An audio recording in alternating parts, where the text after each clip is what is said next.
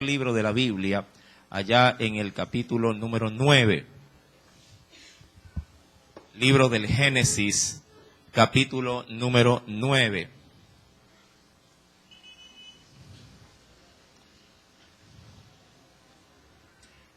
Lo tenemos.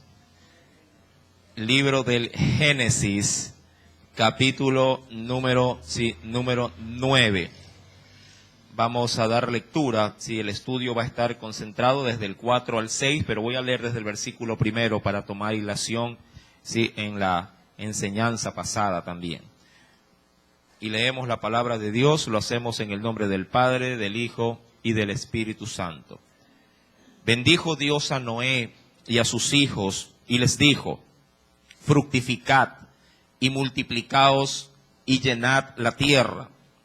El temor y el miedo de vosotros estarán sobre todo animal de la tierra y sobre toda ave de los cielos, y en todo lo que se mueve sobre la tierra, y en todos los peces del mar, en vuestra mano son entregados.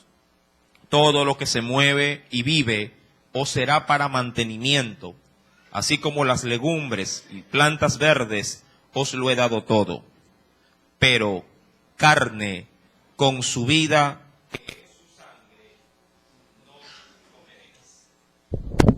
amén. Inclinemos nuestro rostro y hagamos una pequeña oración. Padre, en el dulce nombre de Jesús, agradezco infinitamente en esta noche por la oportunidad que nos brindas de estar aquí, Señor, en tus atrios, en tu casa. Suplico, oh Dios, que en este tiempo las vidas que se encuentran acá puedan recibir, oh Dios, de parte tuya, lo que se suele decir como un rema. No es otra cosa más, oh Dios, que una palabra de tu corazón a nuestro corazón. Toma control, oh Dios, de nuestros pensamientos.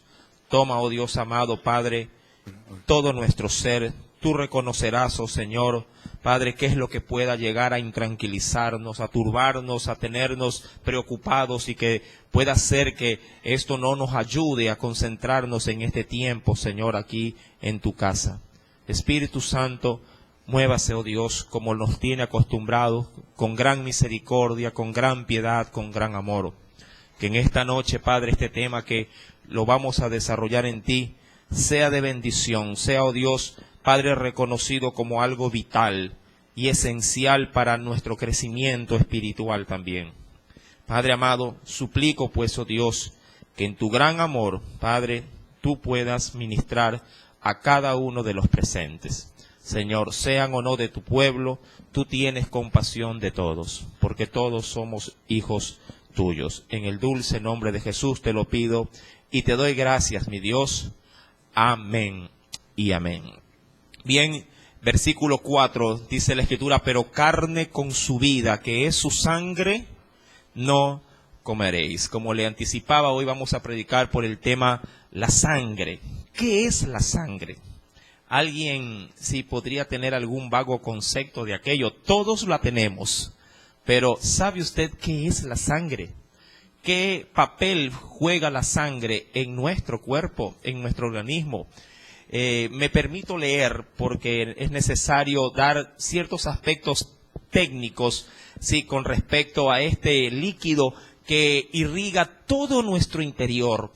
Y de hecho dicen con respecto a la composición de la sangre, ella está dividida o segmentada en dos partes. El primero, un 55% en lo que se podría considerar como plasma, la cual es la parte líquida como tal, y un 45% restante, donde está ya ahí incluidos los glóbulos rojos, los glóbulos blancos y las plaquetas. Es decir, que dentro de la gran composición de la sangre, hay un gran porcentaje más del 50% de ser líquida. De hecho, contiene, entre otras cosas, agua también. Mis amados hermanos, un hombre puede tener entre 4,5 litros hasta 6 litros de sangre en su cuerpo. Dependerá obviamente del porte, de la contextura y de la formología, de cada ser humano. Este líquido, mi amado hermano, transporta sobre todo oxigenación a todas las células del cuerpo, y estas a su vez diríamos que se introducen en los órganos y dan oxígeno a cada uno de estos órganos para que puedan tener su correcto funcionamiento. La sangre, mi amado hermano, es aquello que por el cuerpo no puede despegarse, o sea, no pueden estar separados. La sangre se ha hecho para el cuerpo y el cuerpo para la sangre. Si usted quiere separar ambas cosas de un organismo, lo terminará matando. La sangre sí se encuentra de hecho desde la coronilla de la cabeza hasta el dedo gordo del pie. No importa dónde usted se hinque, donde usted se corte en el cuerpo, siempre va a encontrar sangre. Los vasos sanguíneos, que no son otra cosa más que las terminaciones dentro de ese gran, diríamos así, sistema que irriga el cuerpo, como lo son las arterias y las venas, entre otras cosas, mi amado. Todo el ser está completamente lleno de sangre. Mi amado, pero ¿qué importancia tiene la sangre ya en el tema propiamente a tratar? La Escritura, cuando vamos a Génesis capítulo 9, dentro de los parámetros que Dios le estaba dando al hombre en esta segunda oportunidad de existencia, recordará que ya Noé se encontraba en una tierra totalmente, diríamos, renovada, había sido destruida por el agua, por ese gran diluvio que Dios había permitido a consecuencia de la gran maldad de la raza humana. Dios no soportó más en su corazón, soportó de hecho cerca de 2000 años, básicamente, queriendo redondear, sé que fue algo menos, allá por cerca de 1650 años que el hombre vivió sobre la tierra, pero su existencia no fue para bien, su existencia no fue para ser de ventaja o de provecho en la tierra. El hombre se degradó, el hombre contaminó, multiplicó su maldad y Dios quiso ponerle un pare a la gravedad de la condición del hombre sobre la tierra. Es allí donde Dios envía el diluvio y luego de este le permite ahora a una sola familia repoblar toda la tierra. De allí que cuando vamos al capítulo 9, versículo 1, dice Dios, fructifiquen, multiplíquense, dice aquí, y llenen la tierra. Las primeras condicionantes para este nuevo mundo era normar no solamente estos tres primeros, diríamos, aspectos de fructificar, ser prósperos, multiplicarse, es decir, tener la inclinación de procrear sobre esa nueva tierra, sino que también deberían de esparcirse, porque dice la Escritura que tenían que llenarla. Eso implicaría de que el hombre, una vez que se multiplicara, tenía que irse abriendo para poder llenar todos los confines de la tierra. Eso traerá, más adelante lo veremos obviamente, traerá un problema nuevo a la humanidad, porque el hombre no se riega sobre la tierra, sino que se concentra en una sola meseta, y por allí Dios tendrá que nuevamente meter de sus manos para que la palabra de Él se cumpla, y eso ocurrirá en un lugar llamado Babel.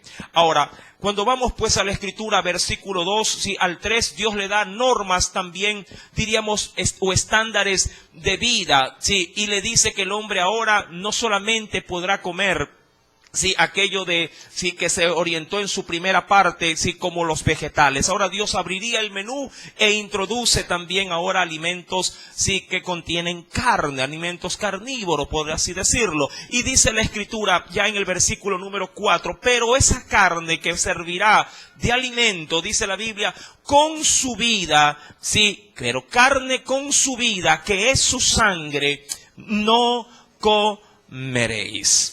Y es allí, mi amado hermano, donde el hombre recibe un primer parámetro de restricción por el cual tenía que tener todo el énfasis que una vez también Dios lo dictó allá en el huerto del Edén, con un primer parámetro de restricción. Todo podía comer, pero excepto del árbol de la ciencia del bien y del mal. Era el único mandamiento que Dios había dado al hombre, y ese único mandamiento el hombre se lo tiró a sus espaldas. Mi amado, Dios dará el parámetro diciéndole, no podrán comer carne que contenga sangre. En ciertas culturas ancestrales, la sangre tiene un simbolismo de poder manifestar una superioridad, sobre todo en contra de un enemigo. Hay muchos en las antigüedades y a veces en culturas indígenas, posiblemente en las regiones del oriente, donde se toma sangre como símbolo de que se ha podido vencer, en este caso, a su enemigo. Hay en la Edad Media era muy de pronto loable enaltecido por sus compañeros cuando alguien mataba a un enemigo y luego de cortar su cabeza ponía sangre en un vaso y beberlo como manifestación de poder, de señorío y de superioridad contra aquel que había sido vencido.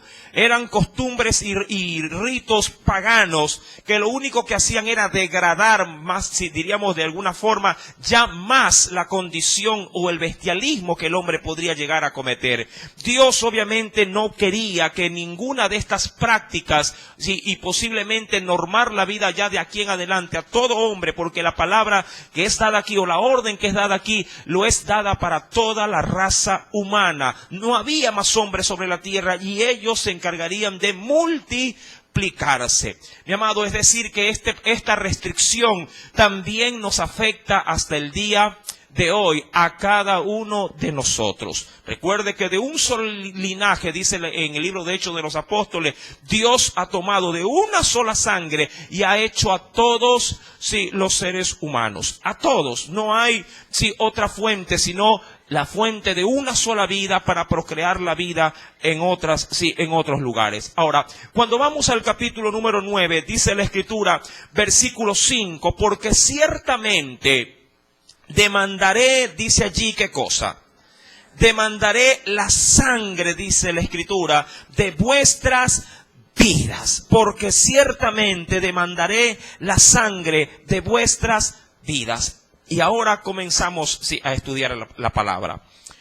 ¿Por qué la sangre fue la razón por la cual Dios tuvo que hacer una observación tan profunda y darle una restricción, digo yo, de pronto a manera de asombro, de decir, pueden comer pero no pueden hacerlo con su sangre? ¿Cuál era la intención de Dios? ¿O qué manifestaba la sangre ya en ámbitos espirituales que hacía tanto peso que el hombre no podía bajo ninguna circunstancia ni siquiera derramar sangre de manera innecesaria? Eso primeramente debemos de entenderlo bajo el texto que se menciona en el libro del Génesis, capítulo número 2, verso número 7. Acompáñeme por favor a la Biblia. Y vamos a tomar estos precedentes bíblicos para comenzar a ahondar en la enseñanza de esta noche. Capítulo 2 del libro del Génesis, versículo número 7, dice la Escritura. Entonces Jehová Dios formó al hombre del polvo de la tierra. ¿Lo tienen? Génesis 2, verso 7. Entonces Jehová Dios formó al hombre, dice aquí, del polvo de la tierra. Recuerde que yo le había mencionado al inicio, un hombre, y hablando de la carne, del cuerpo del hombre, no puede coexistir si no tiene dentro de sí, ¿qué cosa? Sangre, y viceversa. La sangre, si no está en un cuerpo, tampoco no tiene razón de ser. Y dice la Biblia, Jehová hizo del polvo de la tierra, ¿quién? Formó del polvo de la tierra al hombre. Y dice el verso 7, y sopló en su nariz aliento de vida, y fue el hombre un ser viviente. Ahora, ¿qué ocurrió en ese instante? ¿Qué pasó cuando Dios cogió al hombre ya formado, ya hecho? Entendemos que cuando Dios, mi amado hermano, forma al hombre, no está formando simplemente un muñequito externo. Cuando el Dios formó al hombre, forma de manera integral todo el ser del hombre, todo completamente. Entrañas, arterias, órganos, terminaciones nerviosas. El hombre fue creado hasta en el más mínimo detalle. Decía por allí otro personaje bíblico, Señor, mi embrión vieron tus ojos. En otros pasajes dice que sus huesos fueron entretejidos por él. Mi amado, Dios creó cada músculo, cada fibra, la médula del hueso. Todo Dios lo creó. Pero una vez que lo terminó de crear con todo lo que éste contiene, amado, el hombre seguía inerte. El hombre continuaba siendo simplemente un muñequito, por así decirlo, pero sin vida. Así de sencillo, sin vida. Y Dios reconoció, mi amado hermano, que era su espíritu el que había dado originalmente vida a todos los seres. Ya que sin perder, por favor, sin perder Génesis capítulo número 2, sin perder ese texto y volviendo a Génesis 1, capítulo número 1, verso número 2, ¿lo tiene? Dice el Señor allí que la tierra estaba desordenada y vacía y las tinieblas estaban sobre la faz del abismo, y dirá allí, y el Espíritu de Dios se movía sobre, ¿qué cosa? Sobre la faz de las aguas. Ahora, ¿qué tiene que ver esto con lo otro? Avanzo en el mismo capítulo 1, versículo 20, y dice, y dijo Dios, produzcan las aguas seres vivientes y aves que vuelen sobre la tierra en la abierta expansión de los cielos. Ahora, la pregunta es, ¿quién le dio vida a este líquido vital llamado agua? En el verso 2 fue el Espíritu de Dios. Él se movía sobre las aguas de alguna forma transmitiendo, ¿sí?, esos ingredientes, por así decirlo, transmitiendo ese poder para que luego el agua pudiera procrear vida. Cuando Dios hace al hombre en Génesis 2, versículo 7, y sopla en él, el hombre sigue siendo un ser de barro, de polvo, pero no posee vida. Todavía la interacción del Espíritu no estaba haciendo su efecto en aquel ser que Dios había creado. Y es allí donde Dios, mi amado hermano, hace algo muy peculiar que no lo hizo con ningún otro ser viviente. Porque Dios siempre utilizaría, anterior a esto, a su Espíritu para poder procrear vida, tanto en las aguas como en la tierra. Y dirá Dios ya en el versículo 7, sí, y cuando lo formó Dios al hombre, sopló en su nariz aliento de vida. Mi amado, Dios sopla de su espíritu sobre, sí, o en el interior del hombre y hace que la sangre comience a procrear vida. Hace que en nuestro líquido, sí, propiamente rojizo, pero ¿por qué es rojiza la sangre? ¿Por qué es rojiza la sangre? Por la cantidad de glóbulos rojos que tenemos. Mira que los glóbulos blancos se cuentan por miles, pero los glóbulos rojos se cuentan por millones. De allí esa tintosidad de color rojiza. Amén. A veces cuando la sangre pierde ese color fuerte rojo es porque a veces está anémico, le faltan glóbulos rojos y a veces la sangre tiende a ser hasta de color rosado, le cuento.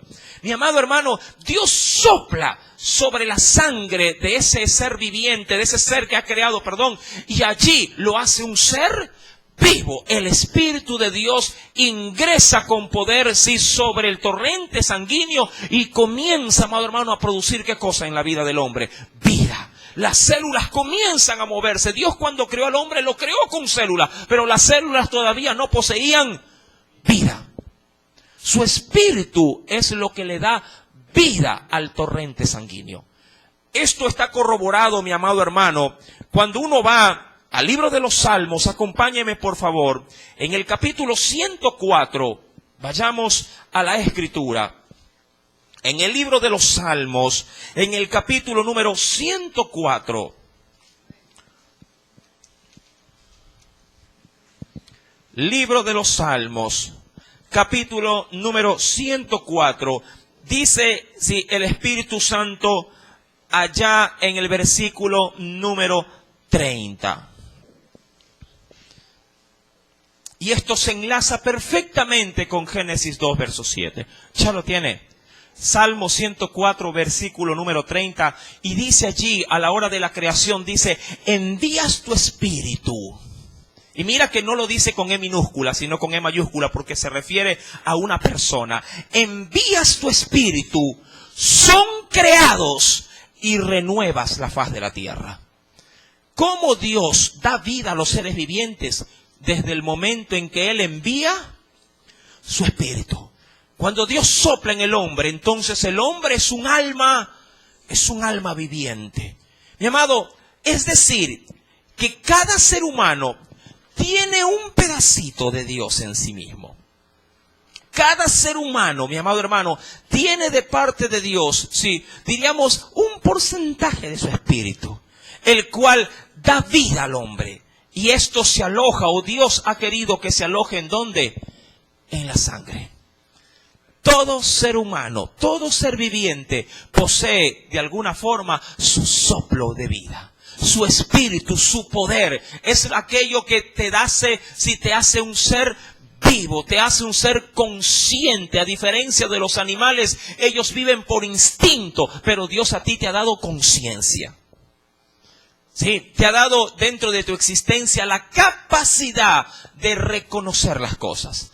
Y dentro de ello también Dios te ha podido brindar la libertad de poder hacer con esta vida, ojo, lo que tú creas conveniente. No te exige que lo busques, pero sí te ha dicho en la Biblia que debes de buscarlo.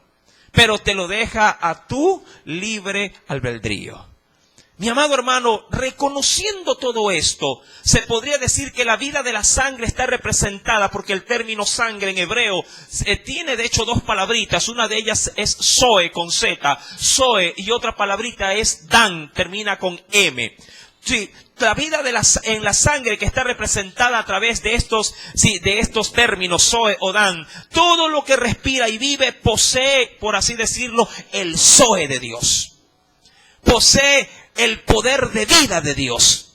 Dios no es necesariamente, o se lo podría sintetizar como poder de vida. Él es, entre muchas de sus cualidades, tiene poder para dar vida. ¿Recuerda usted las palabras de Jesús cuando hablaba con respecto a sus discípulos, que si Él deseaba, tomaba la vida o la podía dejar? Él tiene poder para dar vida. Por eso es que para Él no fue problema alguno, por medio de su palabra, decirle a uno que había ya fallecido hace ya algunos días, decirle: Lázaro, sal fuera. En Él estaba la vida. Y Él puede dar vida, obviamente, sí, cuando así a Él se lo antoje. Mi amado, tú vives porque Dios ha soplado en tu vida, sí, su zoe, su poder. Una parte de su espíritu está en ti, quieras o no quieras reconocerlo. Amados hermanos, ese poder es lo que Dios sí imparte a cada ser viviente, y de allí la restricción de que con la sangre, es decir, con una parte de lo que Él ha depositado en el hombre, no se lo, diríamos así, se lo trate de una manera indigna. Y qué curioso, porque Dios, cuando da este parámetro, no lo limita tan solo al hombre, lo limita a todo lo que Él ha creado, a todo. Dios ha derramado, sí, a través de su espíritu también, y tomando un elemento como el agua para que produzcan seres vivientes. Usted podría ver tranquilamente en un vasito con agua, haga la prueba, coja un vasito con agua, póngalo a la intemperie en el patio de su casa. Déjelo allí a mitad simplemente y váyalo a ver después de unos 4 o 5 días y verá cómo en el interior hay unos pequeños bichitos que comienzan, unos gusanitos, unas larvas que comienzan, sí, a moverse, comienzan a aparecer de la nada en el agua. Y usted dice: ¿quién puso esto ahí? ¿Quién vino y parió algo aquí? No, el agua tiene vida. Dios le dio vida porque su espíritu así lo pudo llegar a establecer. Mi querido hermano, ¿sabía usted? Porque hay un dato muy curioso que estaba leyendo en el internet, a la verdad. Y esto me llamó de alguna forma muy grande la atención. Y quiero leerlo porque no puedo dejar a un lado esta noticia. Dice aquí, dentro de este concepto secular de lo que es la sangre, menciona entre muchas cosas lo siguiente. La médula ósea, que es la que se encarga de crear sangre, la médula ósea, o el material esponjoso dentro de los huesos, produce nuevas células sanguíneas. Las células de la sangre constantemente mueren y su cuerpo produce nuevas. Los glóbulos rojos, por ejemplo, dice el estudio, viven 120 días. Imagínate que la médula deje de producir células o glóbulos rojos. Mi amado hermano, moriríamos, tendríamos de vida, ¿sabe cuánto tiempo? Sí, perdón, ¿cuánto tiempo tendríamos de vida? 4 meses. 4 meses de vida.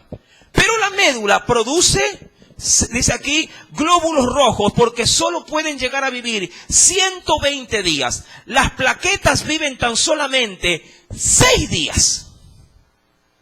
Cosas o datos curiosos. Y algunos glóbulos blancos solo pueden llegar a vivir un día. Un día. Mire el asunto. Imaginémonos que usted tenga un problema medular. Mi amado hermano, simplemente dejará de producir su cuerpo sangre. Un día los glóbulos blancos viven, 120 días viven los glóbulos rojos y 6 días viven las plaquetas. Que son, mi amado hermano, elementos esenciales para que la sangre pueda ejercer sobre todo el cuerpo su acción. Sin esto morimos. ¿Quién da vida en este proceso? El Espíritu. Ahora, cuando vamos a la Escritura, volviendo al libro del Génesis, mis amados hermanos, vemos en el versículo número 5 que el parámetro que Dios le está dando al hombre, primero le dice, no vas a comer sangre. ¿Por qué? ¿Qué es lo que quiere Dios normar en la vida de los hombres? Que no se dé un mal uso de aquello que para Dios es una parte de sí mismo. Ahora, dice el versículo 5, porque ciertamente voy a demandar la sangre de vuestras vidas, de mano de todo animal la demandaré, y de mano del hombre, de mano del varón, su hermano demandaré, dice la Escritura, la vida del hombre. Ahora, ¿qué es lo que Dios quiere normar? Que el hombre no mate indiscriminadamente o sin razón a un animal, cortándole su existencia, reconociendo que la vida no está en la potestad del hombre, sino en la potestad de Dios. Y si habrá de llevar a cabo la muerte de un animal, solo lo sea estrictamente para su alimentación. Hay quienes inclusive se dedican a dar muerte a los animales por deporte. Mi amado, yo podría decir que más animales se han extinguido desde el siglo XIX al XX que durante toda, diríamos, la existencia del ser humano en la Tierra. El hombre ha entrado a lugares donde obviamente no era su hábitat y para hacer de ese lugar su hábitat, su lugar de vida, ha matado indiscriminadamente por millares a los animales. Aún en el África se da muerte a los animales, sobre todo a los elefantes, solo para extraerle sus colmillos, que son de un material llamado marfil. Simplemente para hacer negocio. No tiene obviamente razón o justificación ante tales actos de barbarismo, ya que hemos recibido por la Biblia el parámetro de no derramar sangre innecesariamente, a no ser para podernos alimentar. Mi amado, la sangre tiene dentro del aspecto bíblico tantos significados que nos tomaría algunos cultos, le cuento, poder tratar de entender qué es lo que Dios demanda con la sangre. Cuando uno va, por ejemplo, al libro de Levítico, en el capítulo 17, verso 11, el Señor nos enseña lo siguiente. En el libro de Levítico, capítulo número 17, el tercer libro de la Biblia. Levítico capítulo número 17, verso número 11.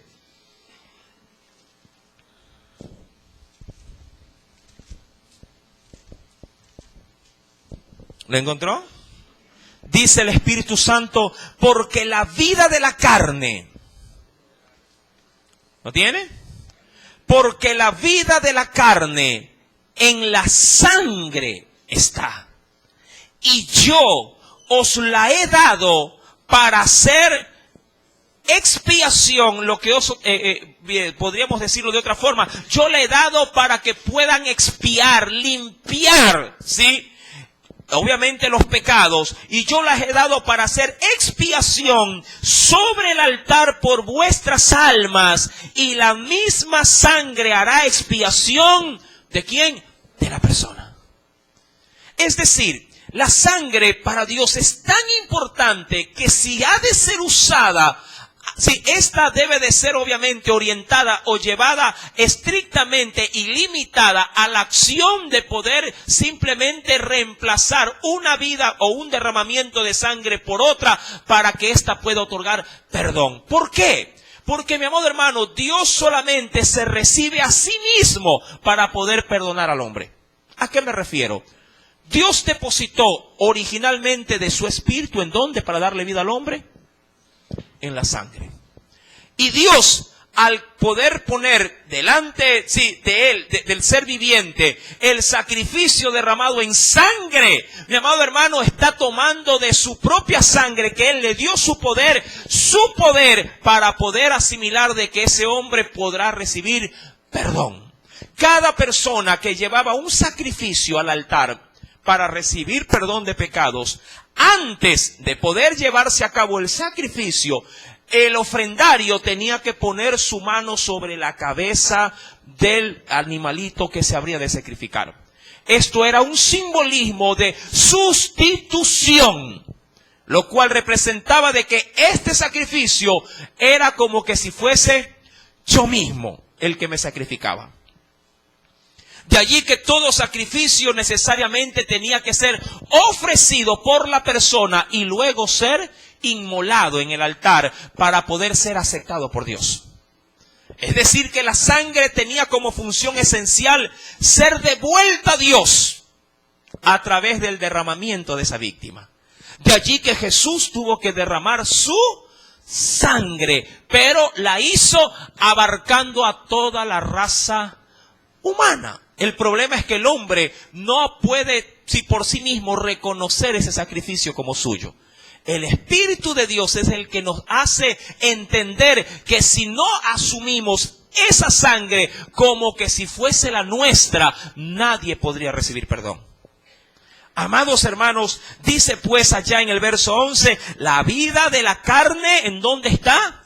En la sangre. Y dice, y yo os la he dado para hacer expiación, limpieza o purificación sobre el altar por vuestras almas. Y la misma sangre hará expiación o limpieza o purificación de la persona. Ahora, esto tira abajo el fundamento penosamente, mal interpretado de los testigos de Jehová. Para ellos, el hombre no puede y no debe recibir sangre. Pero bíblicamente, mi amado hermano, aún el mismo Jesús dijo, no hay mayor sacrificio o amor que el dar su vida por sus amigos. ¿Y cómo podría yo dar la vida por mis amigos? ¿Cómo lo podría manifestar de la mejor manera? Dando mi sangre. Mi sangre. La sangre es lo más valioso que tiene el hombre, porque allí se gesta o allí Dios ha depositado la vida. Por eso Jesús dijo, yo voy a darles a comer mi carne y mi sangre, mi vida. No hay mayor cosa que yo les pueda dar que mi propia sangre en sacrificio.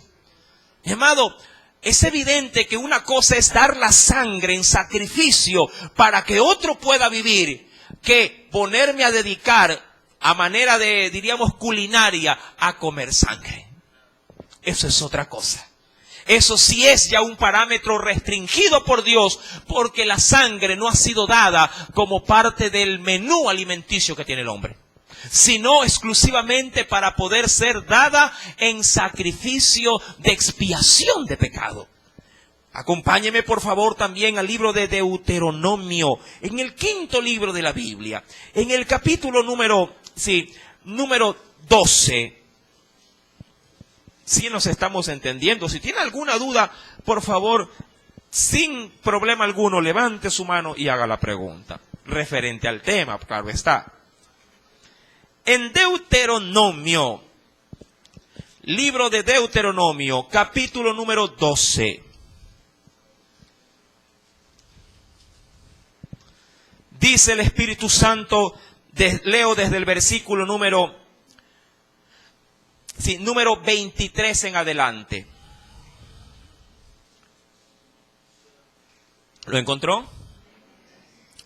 Solamente le dice Dios al hombre, solamente que te mantengas firme, y aquí sí está el parámetro de restricción, te mantengas firme en no comer sangre, porque la sangre, ¿qué dice el Señor? Es la vida, y no comerás la vida juntamente con su carne. No significa que no se puede comer carne. Dios dio la ordenanza de que coman carne, pero dio la ordenanza de que no bebieran sangre.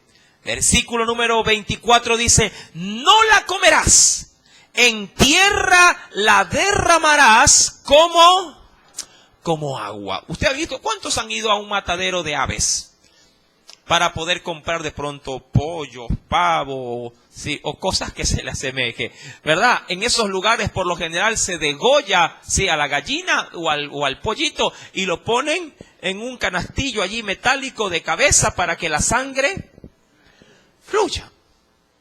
Sí, usted también sabe, mi amado, como, y creo que las damas están más empapadas que yo, que si se deja la carne con su sangre, esta termina malogrando ¿qué cosa?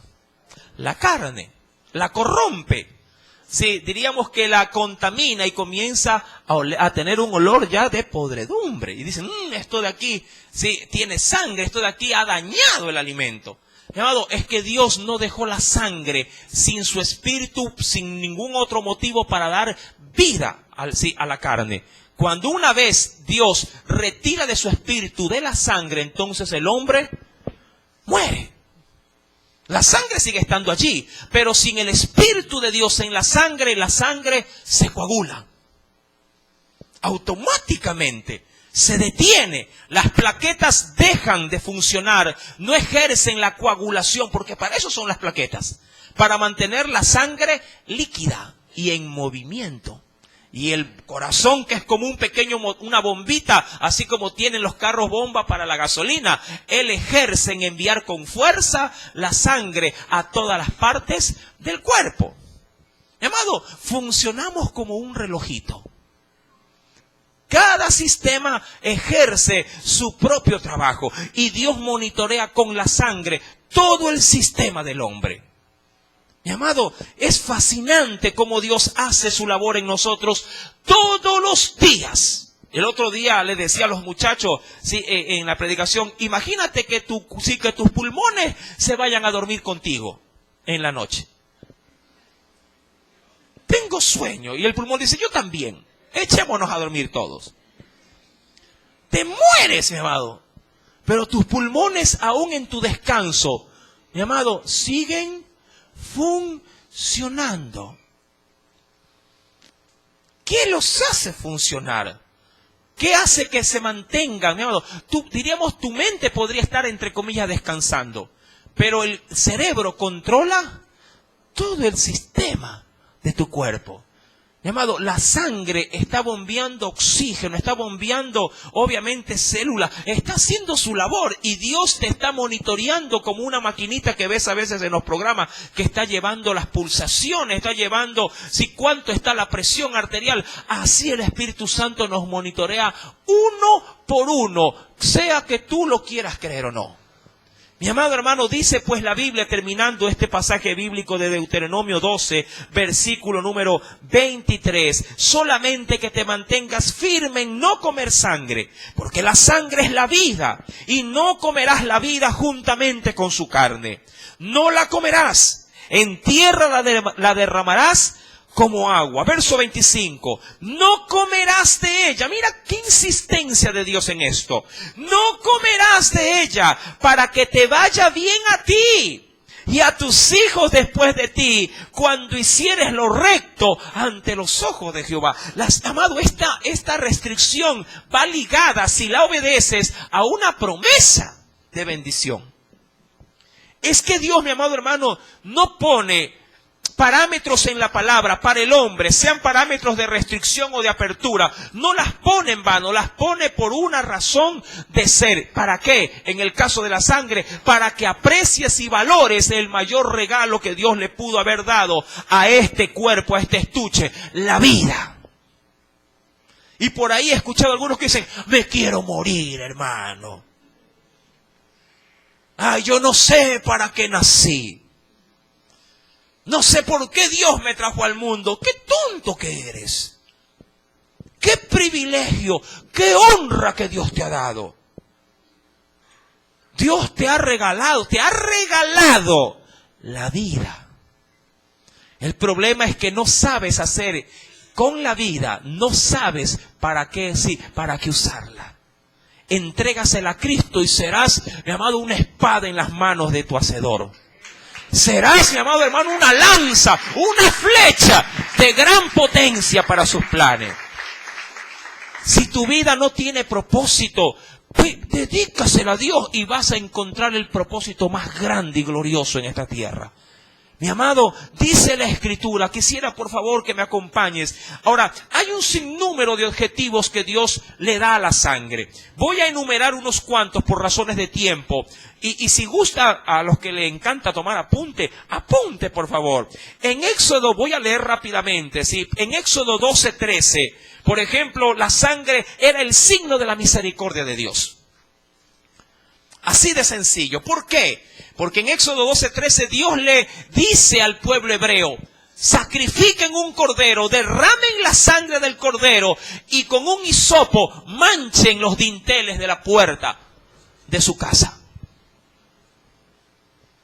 ¿Para qué? Para que esa sangre que tipificaba, ¿qué otra cosa? Vida. Al verle el ángel destructor que una sangre ya había sido derramada, no entre y tome la sangre de ustedes. Era un simbolismo. Por eso es que todo cristiano simbólicamente está embarrado, sumergido de la sangre de Cristo. Por eso es que a veces Dios permite que cuando la maldad llega, cuando la destrucción llega, cuando el peligro llega, posiblemente a todos toquen, menos a ti, porque sobre ti está la sangre del Hijo de Dios. Su sangre.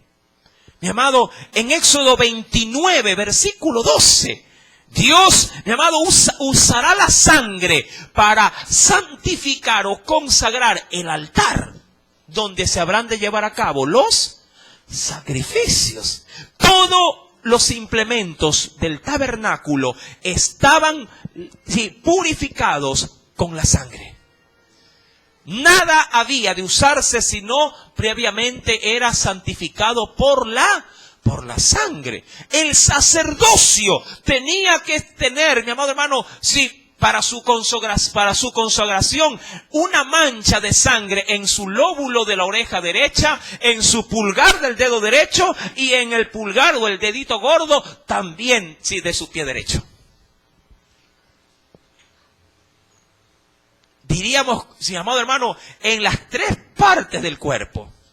Una tipificando obviamente a la cabeza como el eje central, en las manos que posiblemente la administración de todo lo que haría, y en sus pies dedicado a encaminar su vida para servir en el altar. Tenía que forzosamente, mi amado, estar consagrado con sangre, más allá del aceite de la unción. Pero la sangre era lo que hacía, la dedicación, diríamos, sublime, porque una víctima había tomado su lugar en expiación por él. También nos dirá, por ejemplo, mi amado hermano, en Mateo capítulo 26, verso 28, Jesús dirá, esta es mi sangre del nuevo pacto. Su sangre. Cuando el Señor celebra la última cena, mi amado, dirá a sus discípulos, esta es la sangre que voy a derramar por ustedes. Tipificada en la copa de vino. Luego esta tipificación se llevaría a cabo literalmente, ¿en dónde? En la cruz del Calvario. Sangre saldría hasta el punto de que inclusive agua saldría de su ser. Jesús derramó toda, no quedó en su interior ni una sola gota de sangre. era necesario exprimirlo absolutamente todo, hasta poder llegar a salir agua. Recuerda que entre la composición de la sangre también tiene, dentro de ese 55%, tiene, mi amado hermano, agua como componente. Más allá de los glóbulos rojos, glóbulos blancos, las plaquetas, también tendrá agua. Mi amado, Jesús se ofreció por todos nosotros con su sangre. Si su sangre no era derramada, así hubiera muerto con la sangre en el interior de su cuerpo, el sacrificio no hubiera podido ser aceptado. Tenía que derramarse la sangre. En la Escritura, mi amado hermano, todo Dios lo dejó establecido con una razón de ser. Porque de lo contrario, la sangre coagulada en el cuerpo lo hubiera descompuesto. Su sangre tenía forzosamente que ser dada en sacrificio por nosotros, en expiación por nosotros. Más adelante también, mi amado hermano, en Romanos capítulo 5, verso 9, dice la Escritura que la sangre nos justifica. Claro, la sangre de Jesús. En Colosenses capítulo 1, verso 20 dirá que la sangre trae paz. Paz con Dios para cada uno de nosotros. En Efesios capítulo 1, verso 7, la sangre, mi amado, conlleva redención. Estoy sintetizando lo que dicen los versículos. ¿Sí? En Efesios 1, verso 7, la sangre trae redención. En Hebreos capítulo 9, versículo 14, dice que la sangre de Jesús nos limpia de todo pecado.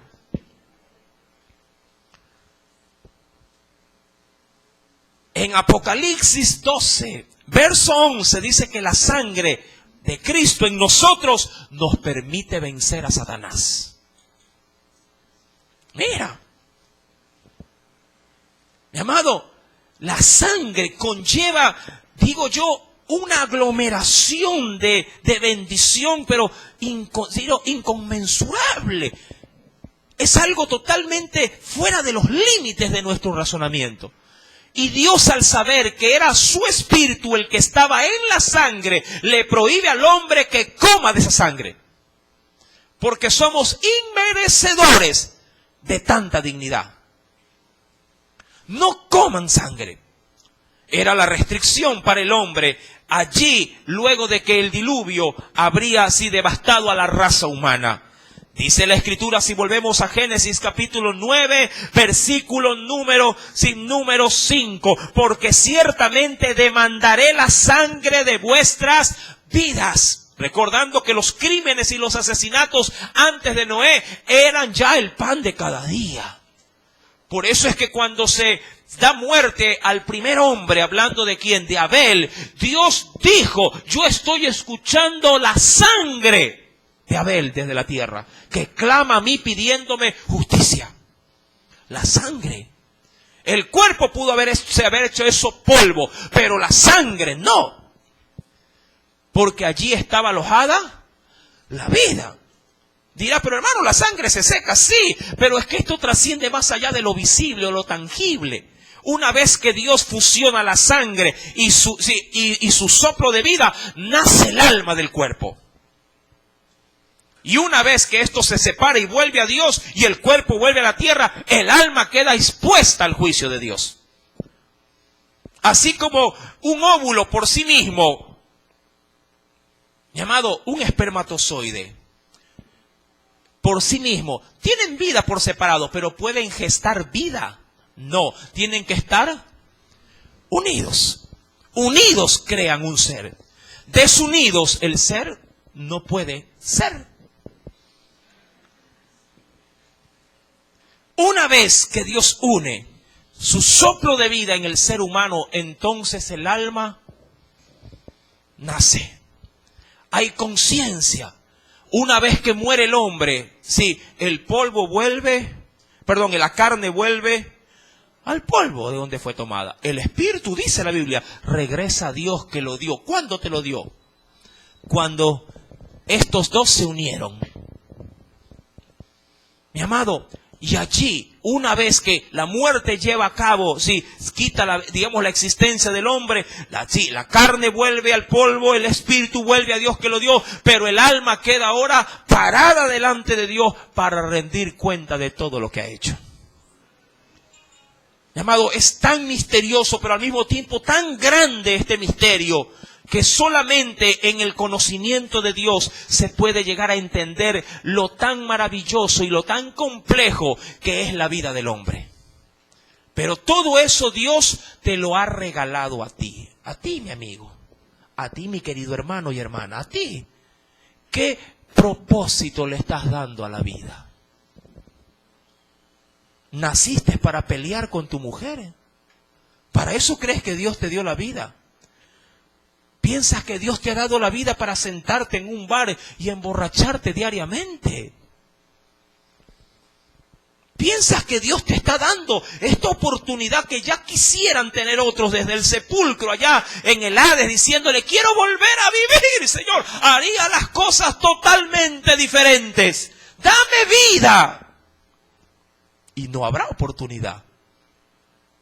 ¿Qué estás haciendo con tu vida? Eres un milagro viviente. Respira. ¿Cuánto puedes respirar? Eres un milagro de Dios. ¿Qué uso le estás dando a la vida? Hermano, no sé, pero me gustan las discotecas. ¿Tú crees que la vida del hombre es para las discotecas? Me gusta el deporte, hermano. ¿Tú crees que la vida del hombre es para el deporte? Hermano, las peladas. ¿Tú crees que la vida del hombre es para andar de gallo bello por las esquinas? Oye, hermano, el trabajo. ¿Tú crees que la vida del hombre es solamente como un burrito para trabajar las 24/7? La vida del hombre es, amado hermano, encaminada para glorificar y engrandecer al Creador. Todo lo que respire, alabe a Jehová. ¿Cuántos respiran en esta noche? ¡Aleluya! Tienes vida. Respiras porque Dios te ha dado el aliento de vida. Amados, la vida del hombre es tan pero tan compleja y pero tan grande y maravillosa que Dios luego le dirá en el versículo número 6 como demanda: el que derramare sangre de hombre, por el hombre su sangre será también derramada. Es decir, habrá una especie de transferencia por lo que ha hecho. Vas a matar a alguien, ten por seguro que la sangre que derrames, yo también derramaré tu sangre. Sangre por sangre. Solo en la potestad divina el hombre puede dejar de existir. Dios tiene vías, obviamente, para operar su justicia. La vida del hombre, mi amado hermano, está de manera esencial en las manos de Dios. Él te da la vida y si Él quiere, Él te la quita. Amén. No le digas a Dios, quítame la vida. Eso no está en tu potestad. Así como no está en tu potestad diciéndole, es que lo quiero matar. Eso no es potestad del hombre. Eso es potestad absoluta ¿de quién? De Dios. Pero Dios también ha dejado, llamado, normas en la tierra para que el hombre obre la justicia también de Dios. En las leyes terrenales, mi amado hermano, bien se podría ver cómo Dios ha dejado dentro de sus leyes parámetros también de restricción de vida cuando el hombre hace un mal uso de su propia vida. ¿A qué me refiero? Mi amado hermano, cuando uno va, y venga conmigo por favor, a la carta a los Romanos. Vayamos por favor. En el libro de los Romanos, capítulo 13.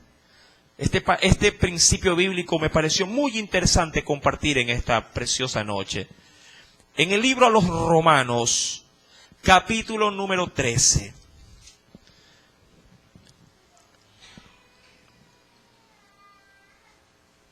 Nos dirá el Espíritu Santo del verso 1 al 4 lo siguiente. Sométase toda persona, toda, a las autoridades superiores, Porque no hay autoridad sino de parte de Dios, y las que hay por Dios han sido establecidas. De modo que quien se opone a la autoridad, es decir, a la ley terrenal, o a lo establecido por Dios, resiste. Y los que resisten acarrean condenación para sí mismo. Porque los magistrados, o cambiando el término, los jueces, no están para infundir temor al que hace el bien, sino al malo. ¿Quieres pues no temer la autoridad? Haz lo bueno y tendrás alabanza de ella, porque es servidor de Dios para tu bien. Pero si haces lo malo, teme, porque no en vano lleva, dice allí, ¿qué cosa es autoridad? ¿Qué lleva también? La espada, y eso es otra cosa que más que la muerte. Pues es servidor de Dios, vengador para castigar al que hace lo malo. En pocas palabras, cuando alguien se levanta, mi amado hermano, hoy me enseñaron un video muy peculiar. Sí, cuando venía de camino a la iglesia, de un individuo que está forcejeando con una mujer policía, donde el ladrón despoja del arma a la mujer, mi amado, y dispara indiscriminadamente, dispara, y la hiere a la mujer. Segundos pasaron cuando llegan los patrulleros, segundos. Llegaron, mi amado, lo apuntaron y él le levantó las manos como diciendo, no disparen, hermano, y le cayeron todas las balas de todos los policías. Lo acribillaron. Y dirá cualquiera, pero ya alzó las manos. Si la policía no llegaba, yo le aseguro que la víctima hubiera sido la mujer. Indiscriminadamente. La pregunta era, pobrecito el delincuente. Mi amado, Dios ha dejado la ley terrenal para ejercer a través de ella venganza también. Si un hombre mata, no se asombre si la ley le da la misma ley que él aplicó con su víctima. Mi amado, la ley terrenal debe ejercer la autoridad que Dios le ha dado. El problema es que nuestras autoridades se sobornan, en nuestras leyes se compra, en nuestro mecanismo de justicia sí se corrompe. Y no obra la justicia que Dios quiere que se obre. Pero cuando vamos a la ley espiritual, mi amado hermano, si tú derramas sangre, si tú hieres, si tú insultas, si tú de alguna forma descompones diríamos, tu entorno social, mi amado, Dios nos dice, si tú siembras eso, vas a cegar lo mismo. Con la misma vara que tú mides, vas a ser medido. Dice, para terminar este precioso estudio del libro del Génesis, capítulo 9, verso 6, el que derrame sangre de hombre, por él su sangre será derramada. ¿Por qué? Porque a imagen de Dios es hecho el hombre. Tú dirás, ¿yo? Imagen de Dios. A mí me han dicho que soy el diablo, pero no digo que soy imagen de Dios. Yo sé que tus acciones definen lo que eres. Pero Dios, como termino de leer, como lo dice el libro de Eclesiastés, ya por ahí muchos se imaginan qué texto voy a dar. Cuando tú vienes a este mundo, vienes en un estado como Dios lo ha dicho, a imagen de Él. Y ven conmigo a Eclesiastés 7, verso 29. He aquí, dice el texto, Eclesiastés 7:29, solamente esto he hallado, que Dios, y pon tu nombre ahí, no mires a otro, pon tu nombre, que Dios, no sé, digo yo, Juan Pérez, se me ocurre, pon tu nombre, Dios cuando te hizo, recuerda que a imagen de Dios dice la Biblia que hemos sido hechos. He aquí, solamente esto he encontrado, esto he hallado, que Dios hizo, pon tu nombre. ¿Cómo te hizo el Señor? Recto. Pero ellos buscaron muchas perversiones. Dirás, hermano, pero si yo ya estoy corrompido y dañado, ¿qué puedo hacer? Sencillo, refúgiate en la sangre de Jesús. Él puede limpiar todos tus pecados si tú consideras que esa sangre viene y se derrama sobre ti para limpiarte. Ese sacrificio, mi amado hermano, limpia y te da nueva oportunidad de ser un hombre perfecto y recto. Tú eres, aun cuando no lo creas, aun cuando te veas en el espejo y de pronto hace pocos escasos segundos te hayan dicho que tú eres una basura, o tú mismo viéndote diciendo de no valgo la pena, no sirvo para nada, Dios te dice, a mi imagen te hice. Te desviaste en el proceso, pero tú eres a mi imagen. ¿Quieres volver en ese estado original? Ven a los pies de mi Hijo, acepta su sangre y Él te limpiará de todo pecado y quedarás como uno nuevo vaso en las manos de Dios. ¡Aleluya! ¡Qué grande que es el Señor! Ora a Dios y di conmigo, Padre amado, entiendo. No puedo ser tan ignorante. Entiendo cuál es el propósito de la enseñanza en esta noche. Tu sangre, Jesús. Tu sangre fue derramada con un solo propósito. Que esa sangre venga sobre mí. Había un parámetro de restricción en el Antiguo Testamento. Pero hoy por hoy, mi Señor amado, ese parámetro ha sido renovado en Cristo. Señor, te suplico me perdones. Suplico, oh Dios, una nueva oportunidad. Tú me hiciste perfecto.